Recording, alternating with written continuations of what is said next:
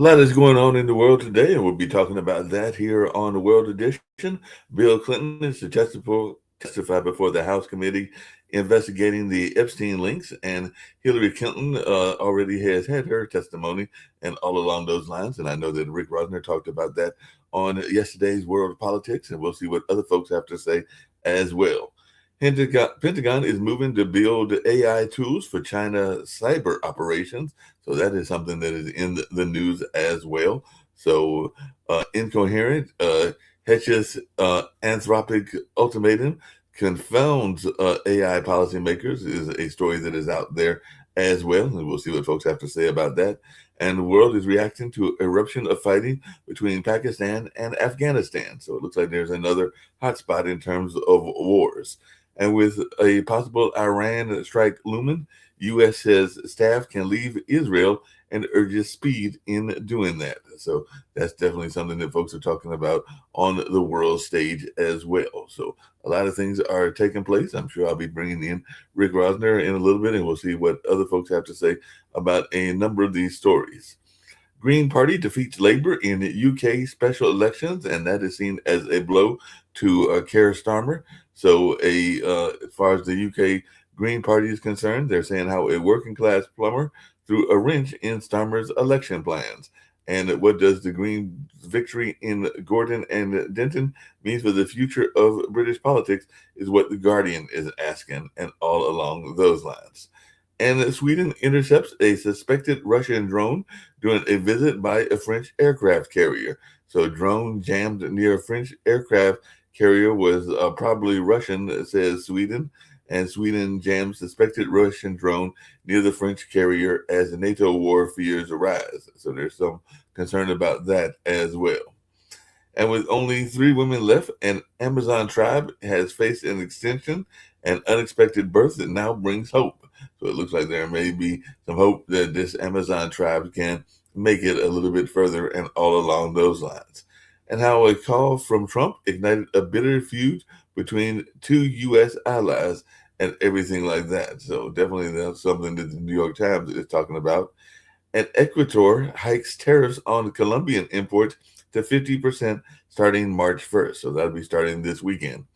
Ecuador to increase tariffs on Colombian goods to 50% by March, and Colombian minister to propose reciprocal tariff of 50% on some Ecuadorian goods.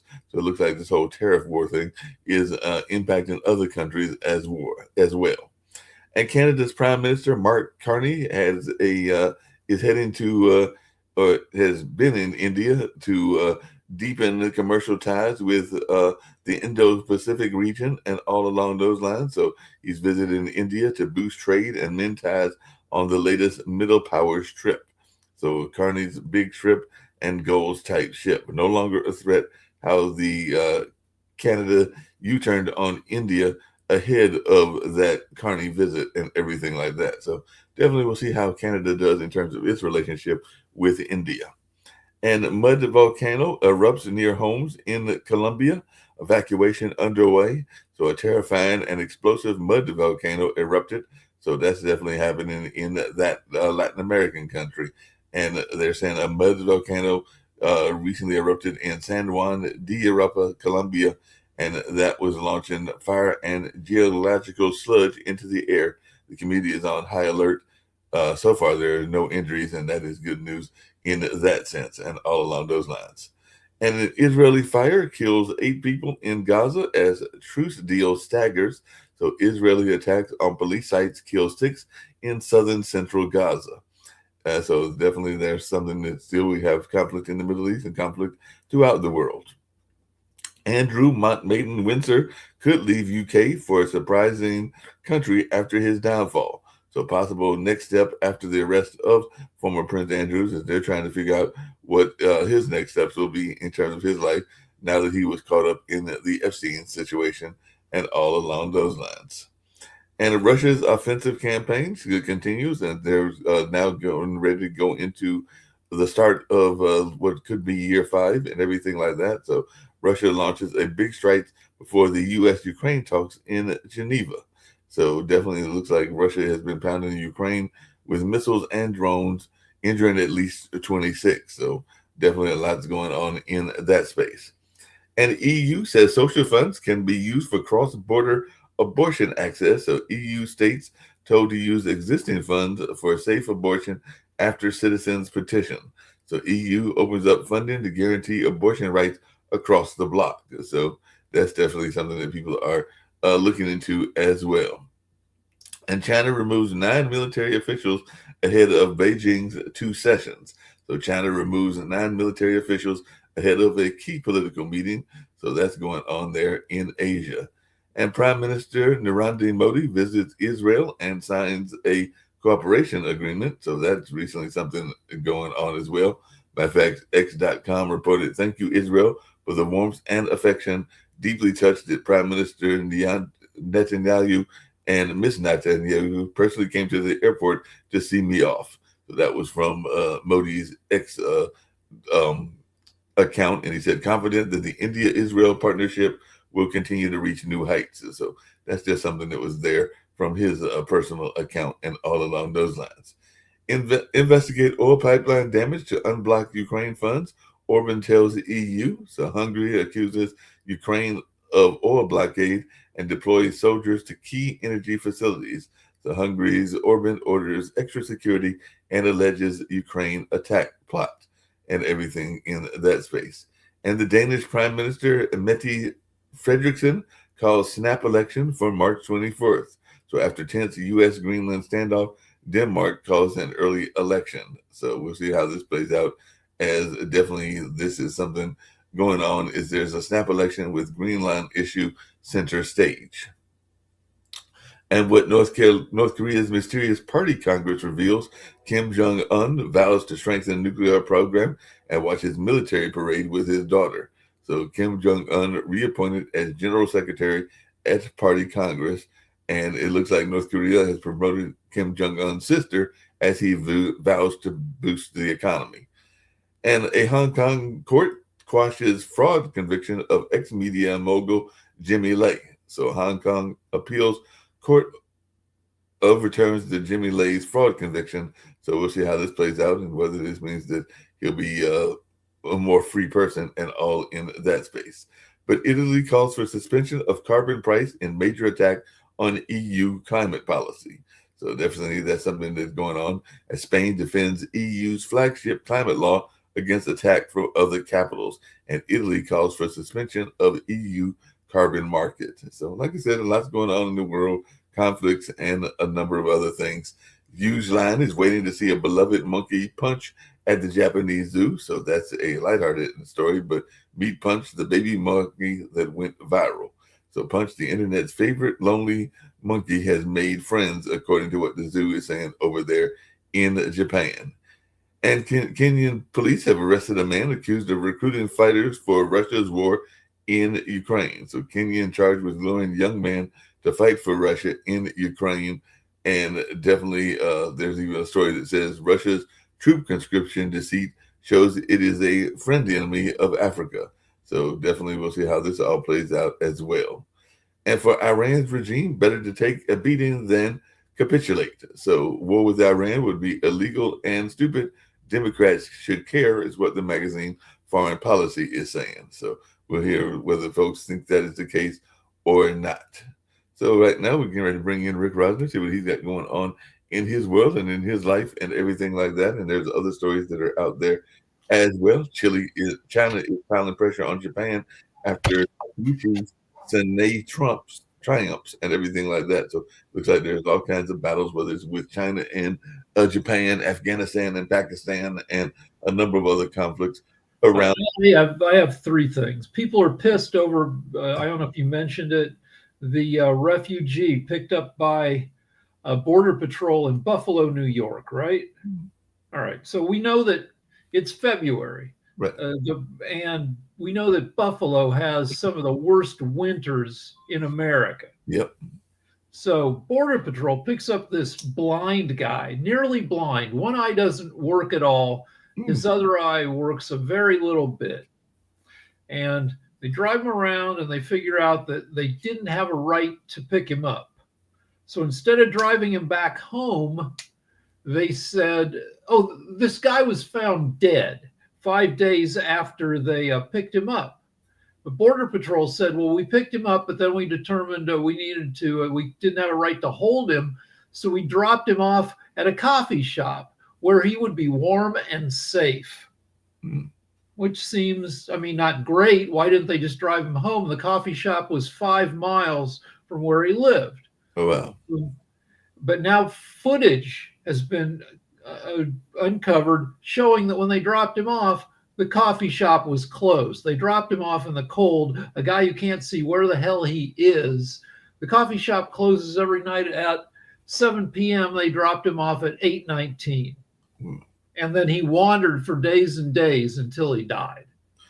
That's a tragedy, totally, and everything like that. So and Homeland Security lied about it, saying they left him where he'd be warm and safe. So people are pretty pissed about that.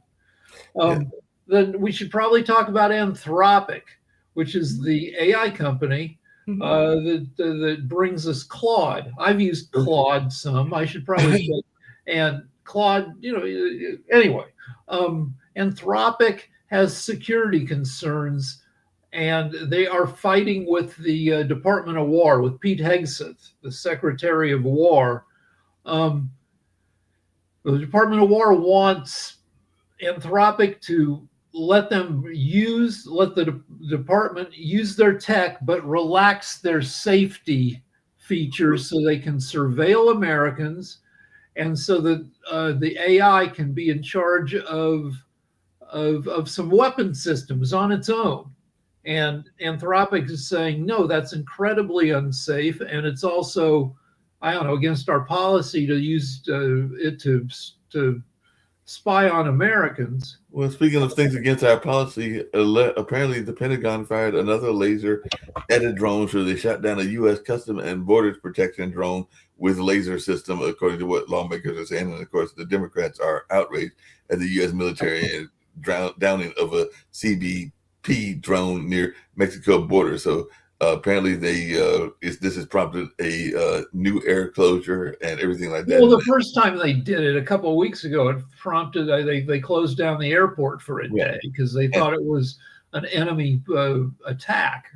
So now I don't know if this would happen under different leadership, but the Department of War is. Well, let me finish about Anthropic. Okay. So Terminator came out in 1984. War Games came out 82, which because I was in college at that time. So movies that dramatized what happens when you put AI in charge of weapon systems. Now they were made up movies, movies are goofy. We're not fighting robots from the future. But what's crazy is that there have been like 7 Terminator movies, right? And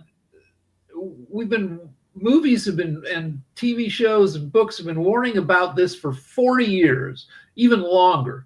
And we have the stupidest administration in history who might be dumb enough to build Skynet, even though movies have been warning, saying, do not build Skynet for 40 years. It's freaking crazy. Yeah, and then one more thing about Department of War. They've been fighting with the Boy Scouts. Where the Boy Scouts a few years back decided to let in women and girls, women troop leaders, and girls let into the Boy Scouts, which to me makes sense because I'm sure Boy Scouts have been declining in popularity for decades. And if girls want to learn wilderness skills, when I was a Boy Scout, and I wasn't a Boy Scout for long, but we did a ton of freaking camping, and we did winter camping, and I can imagine some girls would want to learn these skills, and now the Department of War is saying we're not going to work with you guys or sponsor you guys until you kick the women and girls out of the Boy Scouts, which is just more dickishness and probably incompetence. Well, there's something that you talk about quite often and everything like that, and apparently there's a new study about it, but the U.S.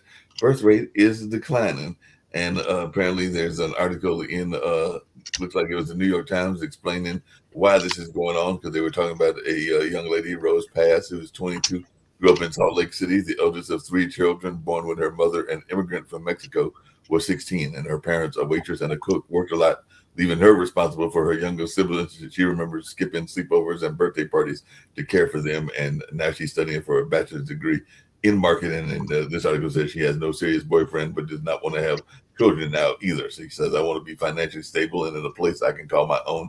I saw my parents get stressed over money, and I don't want my kids to experience that. So not so long ago, women like Miss Paz in their early 20s from backgrounds that are far from privileged would have been among the most likely to be having children. So they're talking about how some of these women are going for career jobs and before getting down to the kids and everything. So they're saying that now this group is a key contributor to the country's declining birth rate, which is at an all-time low, down by over 25% since 2007, the year the fall began. So it looks like less and less folks, as you have said, are not having kids automatically. So even some of the political class is worried about it. So to do the numbers, the replacement rate to keep the population at the same size it is a little more than 2 babies on average per American woman, because guys can't have babies. So women have to take up the slack. They have to have 2 babies to keep the, so right, a couple of years ago, we talked about it a lot on the show. The rate was 1.62, which is about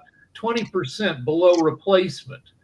So the population would be declining if it weren't for immigration. But that was a few years ago. Now it's down to 1.58, which is the more than 20% below the rate it would need to be to keep the population stable. Yeah, this article says that drops among Hispanic, white, and black teenagers accounted for 37% of the national birth rate decline between 2007, when the rate started to go down, and 2019, and that was from a University of Notre Dame economist, a lady named Melissa Kearney, and her colleagues. And they said white women ages 20 to 24 without a bachelor's degree were another big contributor. Together, the two groups added up to more than half of the overall drop. So there had been this notion that it was being driven by highly educated women from privileged backgrounds, but it looks like that isn't necessarily the case and everything, though they said we can talk about some of the forces. One force is that the boomers have all the money. Mm-hmm. There's never been a bigger generational difference in who has money in the U.S. and maybe the world, and people feel like they can't afford to have kids. There's also a freak out where some people worry they don't want to bring a kid into the world. But probably more important than either of those two trends is how we deal with tech. That Gen Z is glued to their phones, as they should be. The being glued to tech is the future. We will, and that means they have crappier social skills. They're worse at hooking up. That among American men under 30, 1 in 3 hasn't had sex in the past year, which is the highest rate ever. So they're having less sex. They're even jerking off less. They're looking at their phones. They have bad social skills. And so, yeah, we're going to have to deal with a declining population eventually. Experts say that by 2050, the only continent that won't be declining in population, not counting Antarctica, which is penguins, will be Africa. Apparently, Manhattan is in the news, but they just recently dropped assault charges in the Washington Square Park snowball fight. So apparently there was a whole controversy around a snowball fight, of all things, everything like that, because even the new mayor, Mamdani, and the New York City police were at odds after 2 officers were injured in a snowball fight. Was throwing hard snowballs at officers, and he got arrested. Like the guy a few months ago got arrested for throwing a sandwich at a border patrol or an ICE guy. And in each case, grand juries, I think, failed to indict them. So yeah, it's people thought it was laughable that a guy would get arrested for throwing snowballs. Yeah, that sounds laughable. Vance continues to criticize Democrats' attitudes during the State of the Union address. It looks like he was in Wisconsin. It was echoing the State of the Union message. It was also endorsing one of the candidates that he would like to see win, Van Orden, and everything like that. So it looks like he's out there on the election circuit. Well, let's talk about the specifics of what happened that everybody's laughing at it on Twitter, which is Kelly Loeffler, a former appointed senator and billionaire, was hosting him at some event, and she said he's the coolest vice president in history. And Vance said, yeah, it's a low bar, but I think I am. And which is bullshit, because he's A, unpopular, B, not cool at all, and C, the coolest vice president in history was hands down Teddy Roosevelt. Was the most badass VP in U.S. history. Yep, no doubt about that. And was really one of the tough ones and everything like that. Hey, Sasha, what's going on? I know you'll be talking about that in fairly detail with Russia, Ukraine, and I know that show's coming up at 11 o'clock. But any new news and what's also going on with Canada? I did see that the Canadian Prime Minister, I think, was visiting India and trying to work out some relationships between Modi and the Indian government and the Canadian government. So this could be a very popular alliance. But what's your take on those two stories?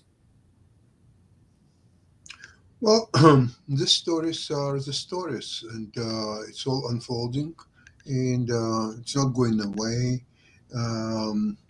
The more interesting story I just heard before this program, there is a sabotage on American warships, including Gerald Ford, and it was in Wall Street Journal, so you cannot dismiss it easily and say that it's unproven, it's not confirmed, it's here or there, or so on. Yes, it is confirmed. Yes, it is that the people who were away for, I think it was 241 days in the sea, away from their families and their children and loved ones. They don't need that bullshit anymore. And by the way, Iran yesterday absolutely said no to all Trump's demands, proposals, call it any way you want. So now he's forced to attack Iran. Now, baby, talk to me. Baby, do something, because otherwise you are full of shit. So, okay, we'll see it in the next few days. So what's going to happen? But that ship, the Gerald R. Ford, is also full of shit. The ship you were talking about has 4,500 people on it, not enough working toilets. It's been away from home for 2/3 of a year, for 8 months. The sailors are pissed. The toilets don't work, and they've been trying to break more toilets. You mentioned sabotage. They've been flushing like T-shirts down the few toilets that work to break them, to force that ship into port, because it's a poop cruise. There's no place to go to Greece to deal with that. There's a dry dock in Greece. Have they gone to Greece to deal with it, or are they still out at sea? Like, they're not. No, I think they've already gone to Greece, and now I think they're leaving Greece. That's what I've heard. But anyway, I don't know. Maybe they're no longer full of shit. Maybe they're half full of shit. So it has to be investigated, actually. But I don't think that the people who are dealing all this time with incredible living conditions, being in the shit most of the times, away from their families, I don't think it's a potentially very capable military force. Well, I think you're only a cruise. You're only supposed to be out. They say it's twice as long as it should be. I guess you're only supposed to be out to sea 4 months at a time. This is 8 months is a freaking long time. Yeah, that's very long. Even when I was working on a cruise ship, my contract was 4 months. That's it. Mm-hmm. It might have extended that, because I think my friend that I told you went on a cruise. I think he was supposed to be there for 5 months or maybe a little bit longer, but it was not a long. But it was a limited time, because I know he left last year, and he wasn't back home. I'm not sure if he's on his second leg, because I think it was like a 2 or 3 year contract. But he did, like you said, I think it was 4 to 5 months that he was going to be on that cruise and everything like that. So, like you said, it was a limited amount of time and everything like that, because he just started that job. I think as a entertainment coordinator, if I remember correctly, and everything like that. I did see some more news for you, Rick. That was the Denver mayor is apparently barring ICE from city property and is ordering protection for the protesters. So I'm sure that he's not going to be on Trump's friendship list and everything like that. But this is a person that apparently is standing up to Trump and is banning federal immigration agents from city property. So what's your take on that? Because I think that was one of your old. So, I mean, ICE and Border Patrol, they need new leadership and they need accountability. And increasing numbers of people are fed up with how Trump is handling immigration. And this should be his strength because he has pretty much shut down the border. But right now, he is looking at Silver Bulletin, which is Nate Silver's poll aggregator. He's underwater by almost 14%, 55.5% to 41.5% on immigration because ICE is so unpopular because they do shit like dropping off a blind guy at a closed coffee shop and the guy dies. People hear about that and they get pissed off. He actually has lower approval on immigration than he does on overall approval, which is crazy because immigration is should be one of his strengths. Because, but no, it's incompetence, it's lack of accountability. Well, speaking of lack of accountability, I'm sure Jacoby's going to have some thoughts about that. But apparently, the Department of Justice has sued 5 states for access to voter rolls. Apparently, most of these are Republican led. They're trying to get their voters rolls. As a matter of fact, one of them, they sued the Lieutenant Governor Henderson in Utah, demanding she turn over Utahnians' private vote and all along those lines. So how concerned are you and anybody else on the panel about this notion of our vote not being private if it's going to be having these voter rolls turned over and everything like that? So I mean, there's cause for concern because there's a huge push to pass the SAVE Act. On the other hand, the SAVE Act is unconstitutional. It violates the text of the main Constitution and also several of the amendments. So people think that it won't stand up to legal challenges. But the Republicans are talking about, Trump has been saying for as long as he's been a political candidate, that there is massive voter fraud. But the Republicans' own statistics, and we say this again and again, show that's not the case, that the rate of fraudulent voting is around 1 vote in 1 million. And it's even lower if you restrict yourself to undocumented immigrants or just immigrants who aren't entitled to voting. The Heritage Foundation, an ultra-conservative organization, has a voter fraud database. They've only found 77 votes in the past 30 years of immigrants trying to vote when they weren't entitled to. 77 votes out of 2 billion, which is a rate of less than 1 in 10 million. Nobody does it. I mean, like I talk about this a lot, that when you drive in LA, if somebody's driving under the speed limit, they're probably an undocumented immigrant who doesn't want to get pulled over. If they're not going to even drive the speed limit, they're not going to try to vote and potentially get caught and deported or jailed and then deported for casting a vote. It's all bullshit. Well, speaking of bullshit and everything like that, what is our so Trump really quick? Yeah, go ahead. Really quick, they don't care about that. The undocumented, that's all a boogeyman approach, and they're training their people to, hey, fear this because we have to pass this because they're gonna steal. That's all a lie, and they know it's a lie. The SAVE Act is worse than actually what you even expressed. The SAVE Act it's voter suppression, and it's one step away from what he's actually trying to do, which is truthfully completely take full control of the elections. I don't know if you talked about it earlier because I didn't hear you bring it up here when we were talking about the voting. But one of the proposals that's one of the groups that they said, well, we listen to all proposals and take them into consideration. Well, he didn't deny the fact that this one group is already talking about trying to federalize all elections where they can pull all elections from the states and just run it, and also have everybody re-register, which is an impossibility, and that's just crazy. The SAVE Act also, bogus-wise, in terms of the amount of paperwork that you actually have to utilize to be able to register, to vote, to actually be able to vote. It's all a ploy to steal the election when you know that you're going to lose.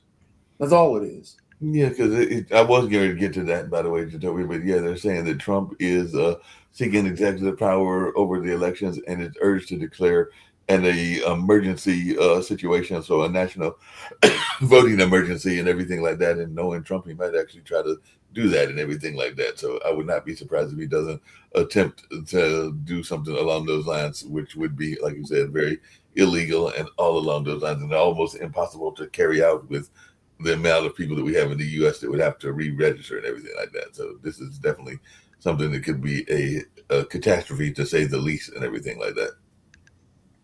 Yeah, it is a disaster. Again, it's a way to suppress and steal the election.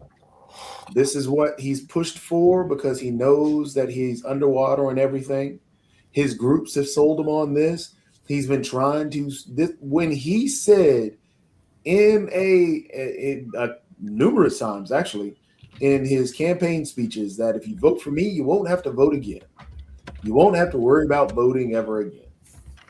That is it's worse. It's possibly worse for married women who have taken their husband's last name, Yep. which might be more than 20 million Americans, and they have to show at least 3 documents. They have to dig up a birth certificate.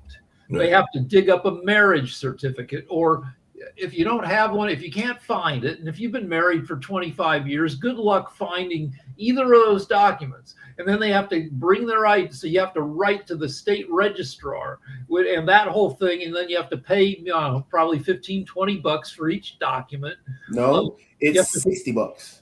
$60 for a birth certificate. Okay. I mean, so you have to spend money. You have to figure out who to write to.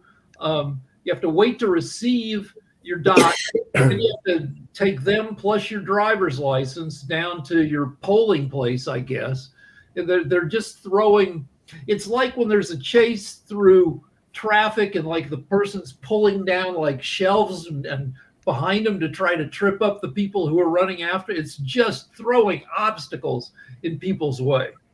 Yep, and it's a way to suppress and steal the election.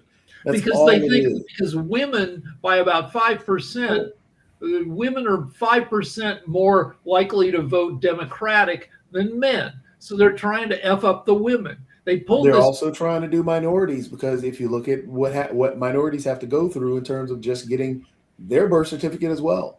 Also, where do a lot of people go to get their passports? Because if you're supposed to use your passport to vote, guess where you can't go anymore? Yeah. Post office. They pulled junk like one state, like Oklahoma, a few years back, said that you have to have your street address on your ID in order to use it to vote. And that was designed to screw Native Americans, because on, I guess, a lot of Native American reservations, they don't have street addresses. Everybody just knows, you live next to the yellow house. And they knew that, and they passed Texas a few years back said, you can use your hunting license as voter ID, but you can't use your college ID as voter ID, because that was designed to screw college students who tend to vote more Democratic than the most of the population. It's all just game playing. He knows he's going to lose the House 28 and the seats, Senate based on his approval numbers. He's expected to lose 28 seats. He can't even lose 2 seats without surrendering control of the House. Well, he's going to lose the House and the Senate. And that's the crazy part. So is that he's about, if he You loses think he's going both to of lose both of those, them? he's projected to lose both, because right now he's sitting at what, 38%. Well, 38%, I think, was the approval on the, or the positive view on the State on of the his State Union, of the yeah. Union speech, which is the lowest it's ever been, even lower than his first term. So he's Then- given 5 State of the Union addresses. This was the lowest rated of his 5 speeches. It's also the lowest rated for any president starting their second year in office. and he's underwater on everything that he supposedly was good at, from economics, he's underwater, immigration, he's underwater, everything, he's underwater. So they know right now, and based on how the registrations, they did polling on like a generic Democrat versus a generic Republican. And right now the Democrats are sticking with the Democrats more so than the Republicans are sticking with anything Trump is doing with the Republicans. So voting wise, it is really projected for the Democrats to take over both the House and the Senate. And he knows that if he loses both of those, then he's looking at impeachments for some of his cabinet members. He's looking at impeachments for himself. He's looking at corruption investigations, because the fact that he is now $4 billion richer off the use of the presidency. So now he's looking at corruption investigations. He's looking at them calling him in for the Epstein files. There's a lot that's going to happen if he loses both. And if they call him in for the Epstein files, all he's going to do is plead the fifth. And once he starts pleading the fifth, it's going to be really, really bad. There is something interesting happening, Ken. That normally, almost every day, what is the national debt of the United States? It was 36 trillion, 37, 38. Now the spending is continuous at furious pace, such that these numbers are not longer being published. If I want to ask you, what's today's debt of foreign debt of the United States of America, nobody will say anything because there are no figures published lately. So Well, I here's think a figure. They just released January's inflation number. Inflation jumped 0.8% month over month for a year over year rate of 3.6%, which is nearly twice what we want inflation to be at. So he claimed he defeated inflation, but not this month he didn't. not last year, and apparently everything what he's talking about, it's something that will improve by 2027. There are no hopes left for 2026. So that markets are down every single day. Everything is going down because of the foreign debt, because of the inflation. And interestingly enough, the numbers would show higher inflation. Normally, the 10 years old bill bond, it's going higher because it's supposedly there are more likelihood that there will be a cut in interest rates. But this time it keeps going down, suggesting that the if interest rates indeed will be calmed down, not because of the inflation, it was because the economy tanks. Economy of the United States tanks, thanks to Trump in his stupid tariffs and his policies. And by the way, yesterday I came across a very interesting material which suggests that Elon Musk, who was a big ally of Trump, and he spent enormous amount of money helping him, and he was in his cabinet, or so-called cabinet. I don't know what is Trump's cabinet and what's not.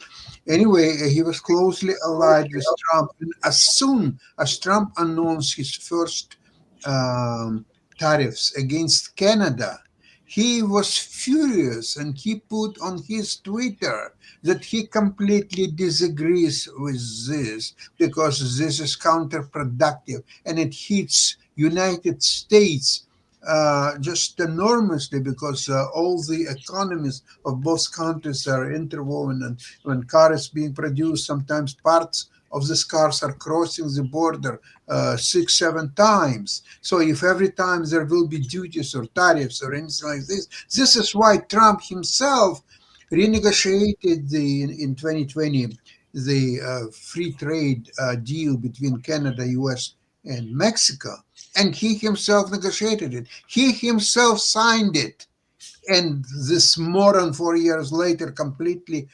destroys this very bill that he himself negotiated and signed. This is what type of government you have, my American friends, and this will take years, if not dozens of years, to revive once the charlatan will be displaced as a president, and hopefully it will be sooner rather than later. And the sad part, though, Sasha, the individuals that we spoke about who are not here to defend this man, who always wanted this man, who during the campaign running up and said, "Hey, he's going to be great. He's better than Kamala Harris," or what did they say? He's better than Kamala. All these individuals who are not here now speaking with us, who are not defending this, they're all going to say, "Well, look, he made a great deal now with Canada if they make a deal." Dude, you just tore up the free trade agreement that we had to get this trash agreement that you now make today. Same thing with Iran. You tore up the nuclear deal, and now we're on the brink of war, and you're trying to say that you need credit for trying to create some nuclear deal when we already had a deal. So you started the fire, and now you're asking to be patted on the head because you poured a little water on something that still is smoldering? No, you don't get Okay, that. if you continue what you just said, first of all, Canada refused to participate in any negotiations with Trump. It doesn't need it because it now at the head of a coalition of 40 countries from it's all European Union countries, it's Japan, South Korea, it's Australia, it's New Zealand, it's Thailand, you just name it. Oh, and Brazil joined that just a day or 2 days ago. So that will be free trade, no tariffs, no taxes, society which will trade. And guess what? They're not going to trade in US dollars. They will trade in euros and bunch of other currencies. So US is out of the trade bloc, is out as a currency of the exchange. So this is why the market goes down every single day, because the dollar going down just as well, and there is no remedy. It will collapse. And I thought that it will be maybe April, May this year. No, it's going to be in next 2-3 weeks, or it's already happening. What I'm talking about. So the situation is bleak. Nobody knows what is the external debt of the United States. It used to be 36 trillion, 37 trillion, 38. They stopped publishing these figures. Nobody knows anymore. Maybe it's well over $40 trillion because the spending is enormous. And that kills US dollar, it kills US stock market. And guys, it's not happening. I've got a question for you, Sasha. Do you think that this could be intentional, kind of like what they did last year, like making the trampoline go up and down so that their certain people can invest at certain times, and then, just do the cycle a certain way? Do you think it's intentional so that they can do that and get wealthier? Because he just made a statement at the State of the Union where he said, that they're not allowed to, use their jobs to trade stocks anymore. But I think that was a cover up, because if you look at the PPP loans, they issued loans to billionaires, and they gave them money that they were supposed to use to pay salaries, but they didn't pay salaries. They all banked their money. And then they made a law, all of Congress and the senators and everybody made a law that they cannot be held accountable for the way they spent their money. So Congress then they has not passed a law saying it's illegal for them to do insider. Trump can and they're say not it going all he to. wants, but they're not going to pass that. No, they're not Well, going to do anything that implicates them in the future, just like the PPP loan. They literally spent that whole year not working on what helps the people. They spent a whole year defining a law that protected them with the PPP loans, so that if they misused the funds in any way, they would not go to jail. And that's what the words say. But they spent the whole year on that rather than. So I'm just saying, do you think that this is intentional for them to do this, and that they're protecting themselves so they don't get in trouble? okay, I think that there is always a chance that that could be the case, but not in this situation. I think this Okay. situation is now so severe that there's no alternative for the market is to go down. There is no single event. Oh, okay, a couple of days ago it was Nvidia earnings, so the market was slightly higher. But you know what's happened after the earnings, and the stock is now down quite considerably, and the market is down, and there is no single event in foreseeable future that could be positive for the market. There must be some positive, whether it's a bunch of companies put great earnings reports or something else. There is nothing. And furthermore, today was very interesting announcement. Company XYZ, which is I think it's a Brock company, headed by one of the high-tech billionaires. I forgot his name. They fired 50% of their staff out today. Mm-hmm. So if a little company like XYZ could do that, what will happen when it will come? It's all because artificial intelligence. They don't need people. So what do you think that the big, fat Meta, Microsoft, and many others, do you think they will keep their workforce? They will fire maybe not 50%, so it's going to be 35%. 30% they will fire. Where do you think these people will go? Do you think they will find easily jobs? They will go to soup kitchens. The soup kitchens in the United States will be a great business. That's where most of the population will have their food. But that's where we don't have. Go ahead. It's not a plot to depress prices, but rich people and sophisticated investors, they're not happy when prices go down, but they're happy to invest when it starts to hit a bottom. If the stock market loses 15-20% over the next 3-4 months, rich investors have money to toss it back into the market at that point. So here's one more economic kind of media thing. So the head of Netflix, Ted Sarandos, went to the White House to meet with Trump yesterday, and then was seen leaving the White House looking pissed off because Netflix made an offer to buy Warner Brothers Discovery, a good offer. And then Paramount came in with a hostile takeover bid. And personally, I'd rather see Netflix own Warner Brothers because Sarandos actually loves entertainment. He started off, I think, as a video store clerk, 30-40. Like, he wants to make good stuff. I feel like Paramount, who frickin' knows? But Sarandos, hold on. Sarandos went to the White House. Apparently, Trump told him, "Nah, we're not going to let you buy Warner Brothers."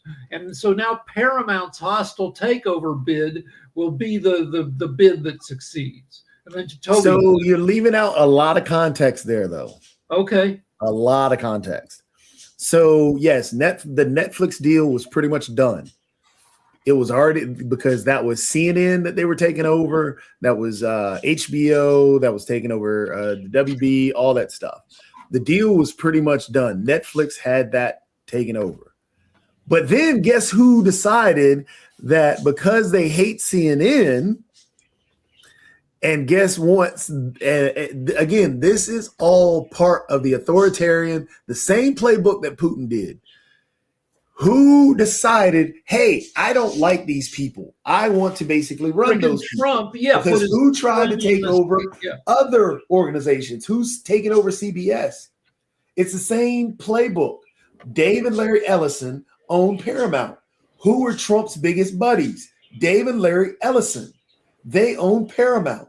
So when that Netflix deal hit the FCC and was about to go through, guess who then decided, hey, look, you know what? We should now buy this group. So then they put in a deal, a hostile takeover deal that nobody was going to pay for. This amount of money, nobody was going to put up for the WB. Nobody was going to put up for any of that. It was basically, hey, look, the president is my buddy, and I know I can get this through. So I'm going to push this money there because he's going to push money for me. So Dave and Larry Ellison put in a bid to take over WB and HBO and all that stuff. And then we're not going to get a good entertainment out of it. It's not about entertainment. It was never about entertainment. For Netflix, it was. Netflix was about, hey, entertainment. That's why they took on Sesame Street. That's why they kept that going. And that's what they were going to do with the WB and everything else. Because what they did with Marvel and their characters, they were going to do with the DC and their characters. That's all WB stuff. But they didn't care. But the thing is, again, WB and all that, their board had already voted and said, we did not want to go to Paramount. We want to go to Netflix when they first tried that hostile takeover. But then what ended up happening? It then went and sat in the FCC's desk, and that became Trump's priority, is that they were going to take over that. So the courts had already allowed for Netflix to take it. Everything was in line for Netflix to take it, but then it gets blocked by the FCC and Trump. And then that's when Netflix goes to Trump and saying, hey, look, let's try and work out and get this deal through.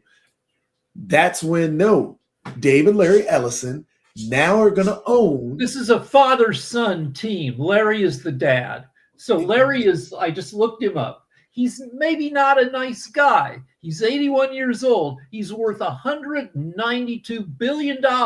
He has a yacht. The name of the yacht is I Am a Nazi spelled backwards.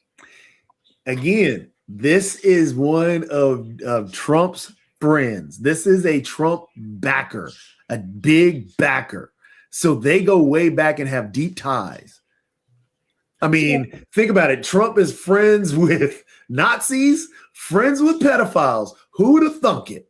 But So the thing is, again, that's all this is. All right, what we've learned since And COVID cartels. You're So forgetting you- cartels. You'd think that tech bros, tech billionaires would be kind of liberal and, because they're smart guys.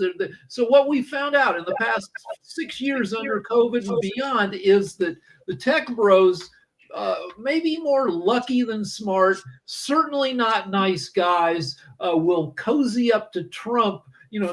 There were so many tech billionaires at his inauguration. They will cozy up to Trump, even though Trump is authoritarian, because their billions are more important to them than the democracy. I mean, there are some that aren't so super cozy with that, but there are some, like you're saying, that are. And Yeah, Anthropic This is, is what's going on standing with- up to the Department of War, at least for now. Well, yeah, the group that made the Claude AI is, yes, they're standing up to Trump because it's honestly what they're starting to see is what some of the Republican governors who were pushing back on this whole hostile takeover of the elections. Because what Claude AI and those tech bros are starting to see is that they're wanting to use the AI for mass surveillance on the U.S. populace. They're wanting to use autonomous weapon systems dealing with, and they just did a study where they put up, they gave control of, well, it was a study around giving control of the nuclear arsenal to AI. It was a study. They didn't actually give it to them, but they did a study around it and found out that 95% of the AI went past the nuclear threshold for nuclear war. So it's like, this is what the AI and tech bros see. This is why there's a fear around it, This is why it should not be used for autonomous weapon systems. There's no judgment there. It's a matter, it's going to just straight up kill people. It's just going to happen. And the same thing with the mass surveillance. That's Minority Report. It's going to say he's going to commit a crime. Talk He about has never even surveillance. begun. So the U.S. has 15 surveillance cameras, ring cams plus police cams, traffic cams. We have 15 cameras for every 100 people. And what putting AI in charge of these would allow, somebody has to look at the footage and stitch it together to create a narrative to track like somebody from one camera to another. You see that in the hit and run. You see that in the guy who froze to death, I guess, because Border Patrol dropped him off at a closed coffee shop. It was the blind man. The blind man. Yeah, so all that. So, but you can have all the cameras in the world, but if you don't have an intelligent agent, built like figuring out what they're seeing and stitching them together to create a narrative, then they're worthless. But with AI in charge, you can track people, everybody against their rights. We have one camera for every 6 people. China has one surveillance camera for every 2 people. And AI has stitched all their, you're not going to pull any shit in China. You're always on camera. And if we put AI in charge of our cameras, then it's the same thing here.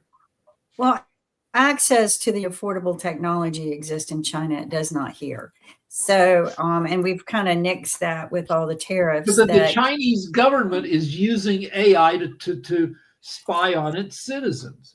Yeah, it is. And, and here's the thing that disturbs me about AI, because it was like you said, unless you have an intelligent human putting it together, AI can decide to tell its own story. If you've ever worked with AI to edit your stories, your documents, you have to be very careful, because AI will go in, it's quite interesting, and decide, oh, I want to rewrite your story this way because it looks better, it sounds better, it's more interesting.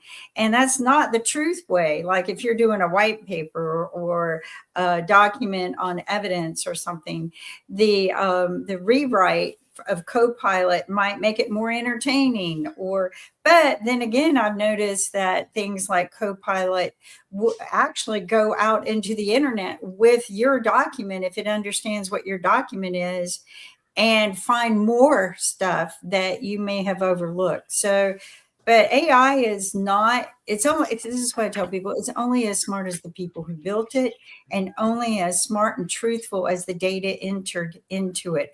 And always remember that. It may not even be truthful or honest, because you have to rely on the data that was entered into it, and that might not have been truthful.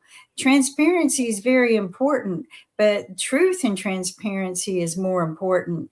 It's kind of like the hearing yesterday. I did not hear one person or, the evidence of anyone asking the Clintons. One, they asked for an open hearing, but they didn't get it, which I think is not transparent. But they asked the same questions over and over, but it was never asked, what did you do with the money that Epstein donated to you? And from what I recall, doing any research in any of this, the Clintons, when they discovered what Epstein was up to, all the money went back or went to victims. Just like, this Larry Summers is being asked to resign at Harvard. But Harvard received a lot of donations from Epstein, especially before 2008. But Harvard took all of that money and donated it towards victims, any money that they received. So you have to look at these things, and AI doesn't do that. The AI knows everything now. I just asked it a question that it wouldn't have been able to answer a year ago. I just asked AI, is Rick Rosner a dick? And it gave me an answer. It says, well, there's some confusion because there's more than one guy named Rick Rosner, and there are other Ricks, but it said and then it explains what a dick is: a mean or unpleasant person. The available public information does not substantiate this claim. So thank you, AI. They said I'm not a dick. But so AI is the problem with AI, especially now, is that everybody's using it. That means its brain is getting bigger or its database is bigger. Therefore, that's where it grabs its knowledge. The programmer or the guy who, or the girl or the woman who programmed it, that's all done. All it's doing is gathering data, compiling the data, and spitting out information about it. So the more people use it, the more people utilize it. It's just it's whatever is input to it. So the more people utilize it, the better, in a sense, it's going to be. And that's where we are in just blindly walking ourselves off a cliff, just blindly using AI and creating a giant database. So now the data center is going to be bigger. Now, because you have all this extra data from photos, videos, and everything else. Hey, guess what? Let me go. Now they're using, now kids are using it to make highlight reels for football highlights. That's going to mess up with the coaches, because now the coaches have to try and figure out who they're going to get for their team. Kids have figured this out. So the more input happens, the better it's going to look, the more input it's going to, or the more information it's going to put out, like with Rick Rosner, and find out if he's a dick or not. Well, give it 2 more days. And if more people put in information about Rick Rosner, then it's going to, hey, well, Rick Rosner is, and it won't say, hey, Rick Rosner, there's multiples here and multiples there. So I asked it a couple creepy questions. I made up a name, Loretta Sanchez. And I said, is she hot or attractive? And they said, well, it turns out that there's a congresswoman named Loretta Sanchez. And it gave me, and it said, you might be confusing her with Lauren Sanchez, who's American. But anyway, then I said, hey, Google AI, how do I meet Loretta Sanchez? And then it said, well, here's where she shows, where she appears. So if I want to stalk this lady, AI is happy to help me. Well, AI can't track me because I feed it what I want it to know. But everyone, be careful with what is being used in your identity. Always go Google and look it up as well, like Rick does, because you might find out you are a dickhead. But anyway, but everyone, just take care. Today, we're wrapping up on the end of the hour for our show, but have a good weekend. Have a safe weekend. We'll see you Monday, 10 a.m. Eastern Standard Time. Bring us some of your ideas for the show. We would love to hear them. And I want to thank Rick. One more thing. You said check Google.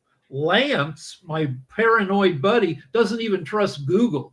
I don't either. He goes to something called DuckDuckGo, which is supposedly, But here's a test, folks. Go to all the search engines and search the same question. You're going to get a different answer, especially like, is Gulf of Mexico, Gulf of America, and find out who are traitors to that particular situation, because some of the search engines decided not to change it to Gulf of America. So do your own test. It's quite interesting. And we'll see you guys Monday. Thank you, Rick. Thank you to Toby. Thank you, Sasha. Don't forget to go watch Sasha's show. Take care, everyone. Have a safe weekend. We'll see you Monday.